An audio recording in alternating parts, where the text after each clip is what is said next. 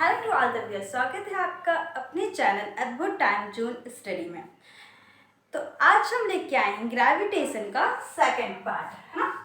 Gravitation पिछले video में हमने समझा था मतलब क्या होता है, मतलब ग्रेविटेशन का कि हर एक ऑब्जेक्ट दूसरे ऑब्जेक्ट को अट्रैक्ट करता है किसी फोर्स से, है ना। हमने देखा था हर एक ऑब्जेक्ट दूसरे ऑब्जेक्ट को अट्रैक्ट करता है और वो फोर्स क्या होता है, F is equal to G m1 m2 अपन मतलब उन दोनों के बीच की डिस्टेंस का square. F is equal to G m1 m2 और उनकी डिस्टेंस का स्क्वायर। जितना ज्यादा मास उतना ज्यादा फोर्स, जितनी ज्यादा उन दोनों ऑब्जेक्ट के बीच की डिस्टेंस उतना कम फोर्स। तो आज हम यहाँ से ग्रेविटेशन की यूनिट देखने वाले हैं, है ना। ग्रेविटेशन का वैल्यू क्या होता है, 6.673 इंटू 10⁻⁻11। किसने दिया था ये वैल्यू, हेनरी कैवेंडिश ने दिया था।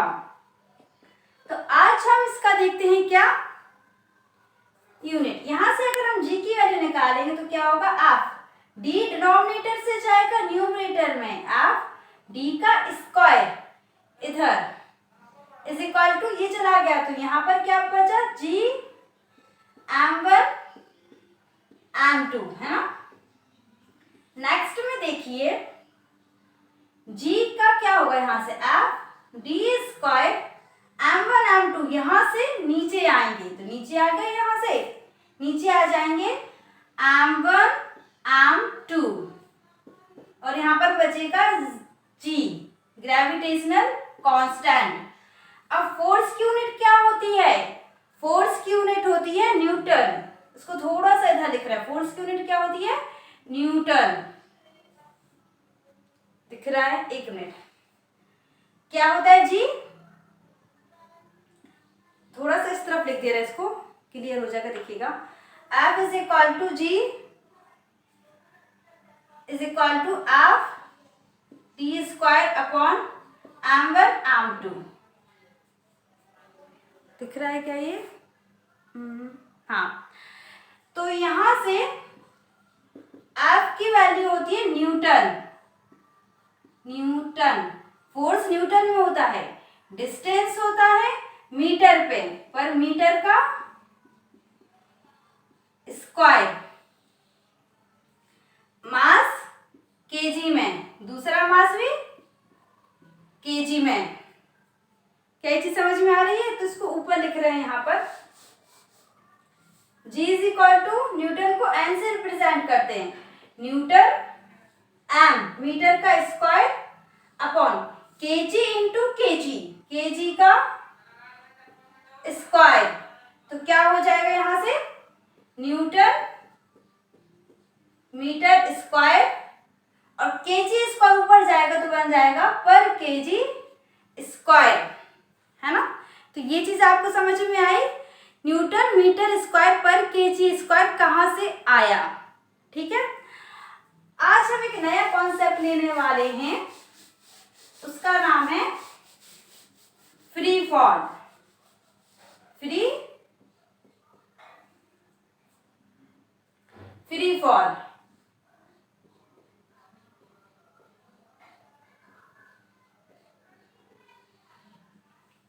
फ्री फॉल, है ना। इसको थोड़ा सा स्लाइड,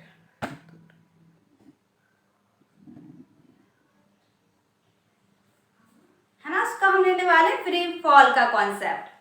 देखो क्या होता है, ये हमारी अर्थ है ना, अर्थ नीचे, ये हमारा अर्थ है और अर्थ इस ऑब्जेक्ट को क्या कर रहा है, नीचे की ओर खींच रहा है ना, नीचे की ओर खींच रहा है।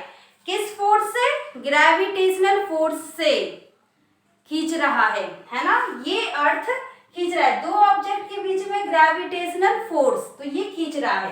तो जो फोर्स होगा इन दोनों के बीच का फोर्स होगा वो हमने क्या पढ़ा, F is equal to G। दोनों का मास, मान लो अर्थ का मास है कैपिटल एम, अर्थ का मास है कैपिटल एम, इस हमारी बॉल का मास है छोटा सा एम, स्मॉल एम। तो फोर्स क्या हो जाएगा G capital M small M, और इन दोनों के बीच की डिस्टेंस है ना, इन दोनों के बीच की डिस्टेंस मान लो डी है,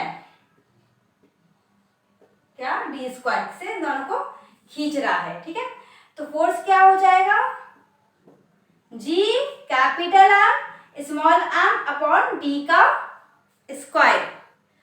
अब हमने एक और फोर्स का फॉर्मूला पढ़ा है, हमने पढ़ा है फोर्स का क्या होता है एक और, ये तो फर्स्ट, ये फोर्स तो ग्रेविटेशनल फोर्स, लेकिन फोर्स होता है एक और चीज मास इनटू एक्सीलरेशन।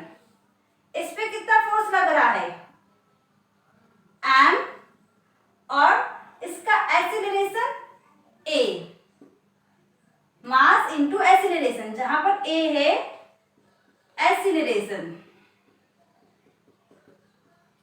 देखो क्या होता है एक्सीलरेशन का मतलब समझो, ये ऑब्जेक्ट नीचे गिर रहा है ना, ऊपर डिस्टेंस दूर था तो कम फोर्स लग रहा होगा, नीचे गिर रहा है तो नीचे अर्थ के पास आ रहा है, पास आ रहा है तो फोर्स कैसा हो रहा है, बढ़ रहा है, डिस्टेंस कम फोर्स बढ़ रहा है ना, फोर्स बढ़ रहा है तो नीचे आके तो बहुत जल्दी गिरेगा नीचे, है ना, नीचे आके गिरेगा नीचे, तो नीचे जाते जाते उसकी क्या बढ़ रही है, वेलोसिटी बढ़ रही है।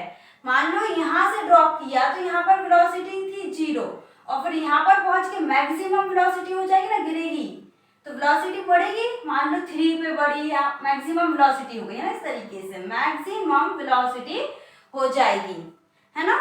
कोई भी चीज गिर रही है इसका मतलब उसकी वेलोसिटी बढ़ रही है, वेलोसिटी बढ़ रही है। ठीक है, तो वेलोसिटी कुछ नहीं है, उसकी स्पीड भी बोल सकते हैं, बस स्पीड के साथ डायरेक्शन, वेलोसिटी उसकी बढ़ रही है। मान लो यहाँ से 0 था, फिर यहाँ पर हो गया 3 मीटर पर सेकंड, हर एक सेकंड में 3 मीटर चल रहा है, अभी वहां पर रुका हुआ था, धीमे धीमे गिरा तो 3 मीटर पर second. Change in velocity, velocity change हुई, कम से ज्यादा हुई वेलोसिटी, तो चेंज इन वेलोसिटी को हम क्या बोलते हैं, rate of change of velocity को, है ना, v minus you upon T, ये फॉर्मूला होता है एक्सीलरेशन का, final velocity minus initial velocity upon time. Velocity बढ़ी है ना, अगर 3 हो गई मान लो तो 3 माइनस 0, 3 बढ़ गई, चेंज कितनी हुई 3 बढ़ी, और कितने टाइम में बढ़ी 4 टाइम, तो वेलोसिटी का चेंज कितने टाइम में हुआ उसको हम क्या बोलते हैं, एक्सीलरेशन। तो force is equal to mass into acceleration भी हमने पढ़ा हुआ है। क्या ये चीज समझ में आई, है ना। तो एक्सीलरेशन क्या होता है, एक्सीलरेशन होता है चेंज ऑफ वेलोसिटी, है ना, rate of change of velocity. अब यहाँ पर एक्सीलरेशन की वैल्यू हम क्या लेंगे, यहाँ पर एक्सीलरेशन किसकी वजह से हो रहा है, जो वेलोसिटी यहाँ पर चेंज हो रही है वो हो रही है अर्थ के ग्रेविटेशनल फोर्स की वजह से हो रही है। तो यहाँ पर जो एक्सीलरेशन हो रहा है, यहाँ पर जो भी ये एक्सीलरेशन हो रहा है, इस एक्सीलरेशन को हम मानेंगे acceleration due to gravity, acceleration due to gravity, क्योंकि अर्थ की वजह से वो नीचे खिंच रहा है, इसलिए उसकी वेलोसिटी में चेंज हो रहा है टाइम के अनुसार, और उस एक्सीलरेशन को हम बोलेंगे कि अर्थ की ग्रेविटेशनल फोर्स की वजह से एक्सीलरेशन हो रहा है, मतलब वेलोसिटी में चेंज हो रहा है। तो इसको हम, जो अर्थ की वजह से एक्सीलरेशन हो रहा है, इसको हम डिनोट करते हैं स्मॉल, छोटे जी से, स्मॉल जी से। तो क्या हम F is equal to mg लिख सकते हैं, mg। अब देखो ये वाला फोर्स और ये वाला फोर्स इक्वल होंगे कि नहीं होंगे, ये वाला फोर्स और ये वाला फोर्स, ये ग्रेविटेशनल फोर्स है, और ये हमने सेकंड लॉ ऑफ मोशन से लगाया है कि जब भी वेलोसिटी में चेंज होता है ना, rate of change of velocity, velocity में चेंज होता है तो एक्सीलरेशन होता है ना, तो उस तरीके से हमने ये सेकंड लॉ से लगाया है ना। तो ये वाला जो फोर्स होगा और ये वाला फोर्स होगा एक दूसरे के क्या होंगे, इक्वल होंगे। क्या ये चीज समझ में आई। जी ये वाला force G capital M small M upon D square, ठीक है। और ये वाला फोर्स एम इंटू जी, ये दोनों फोर्स होने वाले हैं इक्वल। क्या यहाँ से हम छोटा वाला एम और छोटा वाला एम को कट कर सकते हैं? अगर आपको इस तरीके से समझ में, यहाँ देखो G capital M small M upon D का स्क्वायर, और यहाँ पर ये किस में, न्यूमरेटर में, तो न्यूमरेटर से कहाँ जाएगा, डिनोमिनेटर में जाएगा। और यहाँ पर बचा जी, एम से एम कट गया, तो हमारे जी की वैल्यू क्या आ गई, यहाँ से ये आ गई, G is equal to capital G capital M upon D का स्क्वायर। ये होगा acceleration due to gravity. Acceleration velocity का जो चेंज हो रहा है, एक्सीलरेशन, वो किसकी वजह से हो रहा है, अर्थ के फोर्स की वजह से हो रहा है, और उसको बोलेंगे जी, उसकी वैल्यू रहेगी capital G capital M upon D square, जहां पर कैपिटल जी है ग्रेविटेशनल कांस्टेंट, एम क्या है, मास ऑफ अर्थ, एम है मास ऑफ अर्थ, और डी है, डी क्या हो जाएगा, डिस्टेंस हो जाएगी, ऑब्जेक्ट और अर्थ के बीच की कितनी दूरी है उस हिसाब से कितना एक्सीलरेशन उस पे होगा, ठीक है। तो इसको हम बोलते हैं एक्सीलरेशन। इसकी वैल्यू फिक्स नहीं होती, एक्सीलरेशन ड्यू टू ग्रेविटी, इसकी वैल्यू बदलती रहती है ना, इसकी वैल्यू बदलती रहती है, पर हम एक वैल्यू लेकर चलेंगे एक्सीलरेशन की, वो अभी हम कैलकुलेट करेंगे, ठीक है। इतनी चीज समझ में आई?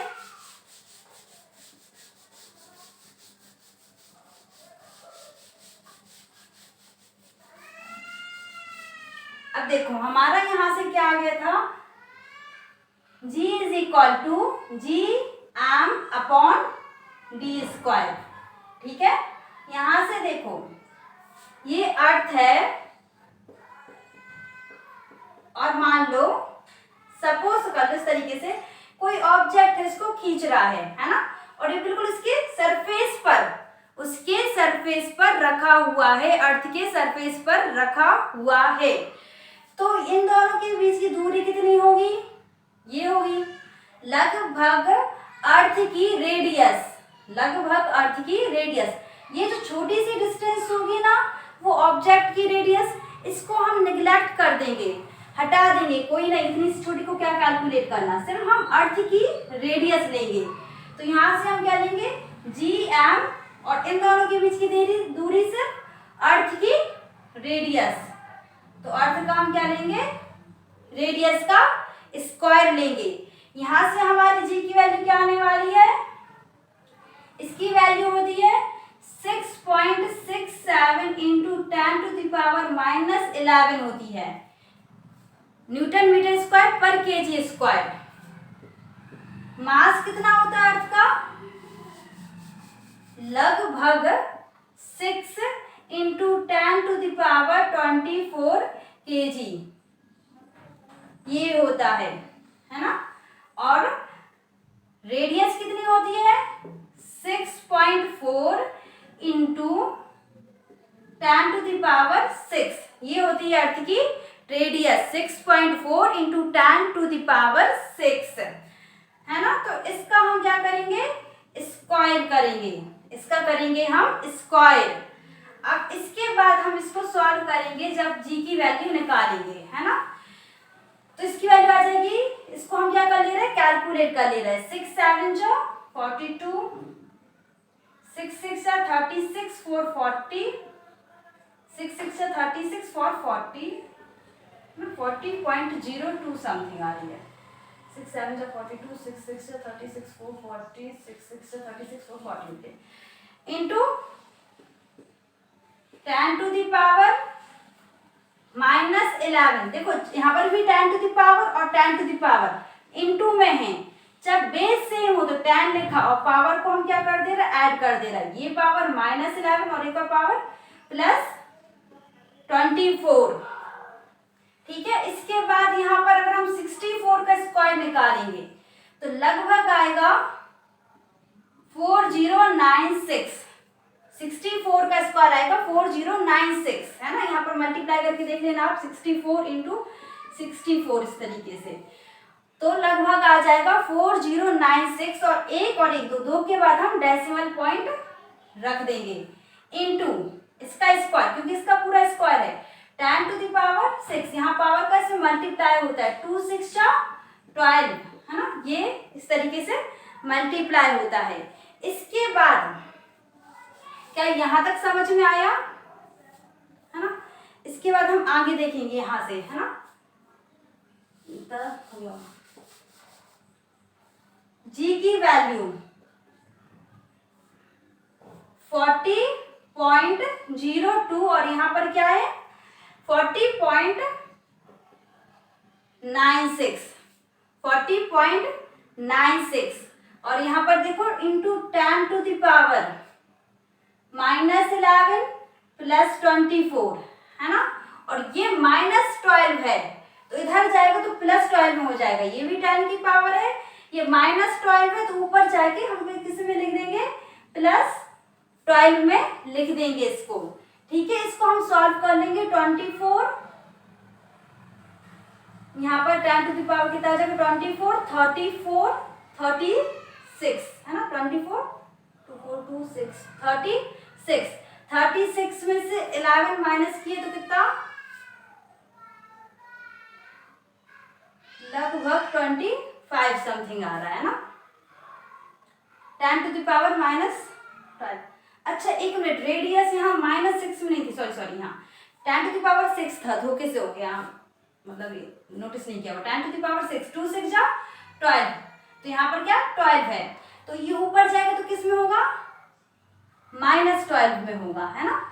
अब देखो यहाँ पर कितना आ जाएगा -11 -12 -23 प्लस 24, तो 10 टू द पावर 1 आ जाएगा। और इसको आप कर लीजिए सॉल्व, 40.02 और 40.96, है ना, यहाँ तक देख लीजिए आप।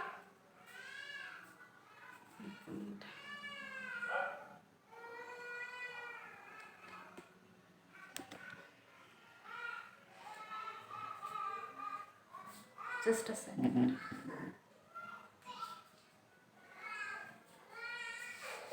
अब देखिए यहाँ से मिटा रहे हैं, इसको आगे सॉल्व करते हैं अपन, है ना।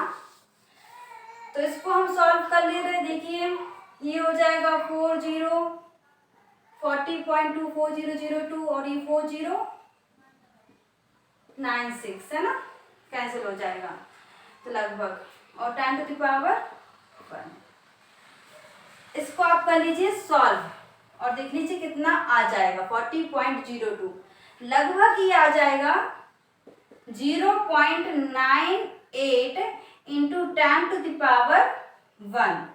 तो इसको आप decimal to the right shift करेंगे, डेसिमल क्या करेंगे, इसको मल्टीप्लाई कर दे रहा है 10 से, है ना, तो 980 और इसके बाद हम 2 के बाद पॉइंट लगाएंगे तो कितना हो जाएगा 9.8 मीटर पर सेकेंड स्क्वायर। क्या ये चीज समझ में आई, 9.8 मीटर पर सेकेंड स्क्वायर लगभग इसका आ जाएगा, ठीक है। ग्रेविटी कहीं कहीं पर इसकी वैल्यू 10 मीटर पर सेकेंड स्क्वायर भी लेते हैं। ये क्या है जी, एक्सीलरेशन ड्यू टू ग्रेविटी, मतलब कोई भी चीज नीचे जा रहे हैं तो उसकी लगातार ऐसी स्पीड वेलोसिटी चेंज हो रही है, उसकी वेलोसिटी चेंज हो रही टाइम के साथ, change rate of change of velocity, time के साथ वेलोसिटी का चेंज होना, है ना, क्या होता है एक्सीलरेशन।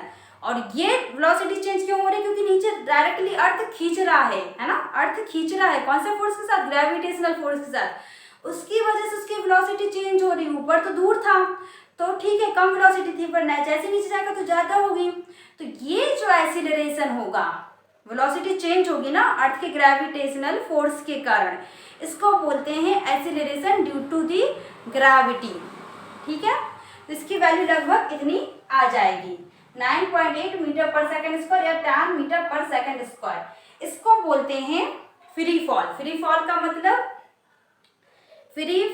मतलब कुछ नहीं है, किसी भी चीज का कोई रेस्ट्रिक्शन नहीं है, एक ऑब्जेक्ट है वो नीचे गिर रहा है, क्यों गिर रहा है? क्योंकि उसको अर्थ खींच रहा है। क्यों खींच रहा है? क्योंकि ग्रेविटेशनल फोर्स की वजह से, है ना। तो ये लगभग इसकी वो आ जाएगी। एक और बात, जो हमारा अर्थ है ना, अर्थ अगर हम बोले गोल है, स्फीयर है, बॉल जैसा स्फीयर है, तो हमारा अर्थ बॉल जैसा स्फीयर नहीं है। पता है क्या है? ये जो पोल्स हैं, पोल्स की तरफ हल्का सा बैंड है ना, ऐसा बैंड, और इस तरीके से हल्का सा शेप है। पोल की तरफ क्या है? बैंड है। इस वाले शेप को बोलते हैं इलिप्टिकल शेप। इलिप्टिकल शेप है। रेडियस देखो अर्थ की क्या होगी? ये इक्वेटर, ये वाला रीजन क्या बोलते हैं? इक्वेटर। ये वाला, यहाँ पर कौन सी इक्वेटर लाइन पास होती है? बीच में से अर्थ की। तो ये जो बीच का रीजन होता है इसको बोलते हैं इक्वेटर। ऊपर का रीजन को बोलते हैं पोल्स। और अर्थ की जो रेडियस है इक्वेटर पे ज्यादा है, अर्थ की जो रेडियस है वो इक्वेटर पे ज्यादा है। इक्वेटर पे रेडियस ज्यादा है, तो देखो इक्वेटर पे रेडियस कैसे ज्यादा है? A इज इक्वल टू क्या होता है? Gm/r²। हमने ये पढ़ा ना, ग्रेविटी होता है, ये तो भी हमने निकाल लिया, इसको हटा दो, है ना। G इज इक्वल टू, इसको लिखें, G is equal to Gm/r²। R denominator में है, R बड़ा होगा, ग्रेविटी छोटी होगी, एक्सीलरेशन छोटा होगा। तो इक्वेटर पे R बड़ा होता है, R बड़ा होता है तो r² ज्यादा आएगा, r² ज्यादा आएगा तो ग्रेविटी कम होगी। इनवर्सली का रिलेशन है ना। पोल्स पे देखो, ये पोल्स है, R छोटा सा है, पोल्स पे कैसा होगा? R बड़ा होगा ना इक्वेटर पे। पोल्स पे R छोटा सा है तो r² की वैल्यू कम आएगी।